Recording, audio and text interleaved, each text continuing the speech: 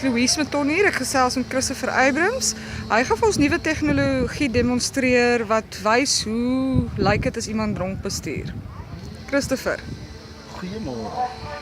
Ek is van die Departement Verkeersveiligheid, Road Safety Management, Kaapstad vir die provinsie. Ek hanteer verkeersveiligheid en ek het te doen met education. Wat ek hier weet is drankbusters wat deur die RTMC uitgegee is en hier toets ons die ou se reaksie, sy beweging en alles rondom dronk. Hier in hierdie geval het ons die brille wat vir die persoon wys hoe 'n persoon regtig dronk is. Ons het nou 'n sober persoon hier by ons en ons gaan sy reaksie toets ten opsigte van hierdie brille. Hierdie brille het ons doen dat jy dit moet opsit meneer. Dit is meneer Opperman. Meneer Opperman gaan die bril opsit. Die eerste gedagte wat ek altyd aan mense bekend maak, kyk waar sit meneer Opperman se oë binne in die stelbrille.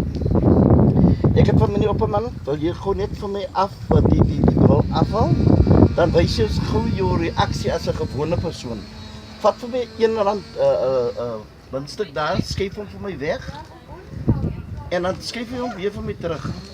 Vat vir my weer eens R2 muntstuk, skuif hom een kant toe en sit hom weer terug. Sit vir my die brille op. Nou gaan ons sy eerste reaksie aan kyk.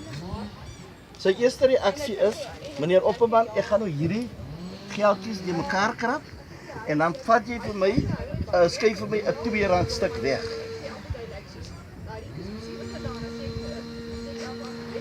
Dit is die eerste reaksie. Doen dit weer met 'n R1 stuk. Hy moet voel na sy bewegings. Ek gaan nou meneer Opperman as 'n voorbeeld gee en vir meneer Opperman vra om die teken te gee as 'n groet. Meneer Opperman groet persoon nie.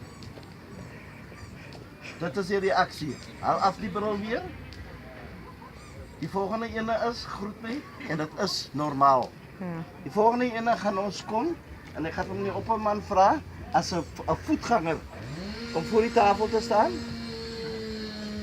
die bril op te sit en hy moet ook veilig die pad kruis. Veilig die pad kruis as hy voet is. Dit is die beweging van 'n voetganger. Meneer Opperman, kan jy vir my oor die pad loop en veilig na die ander kant toe beweeg?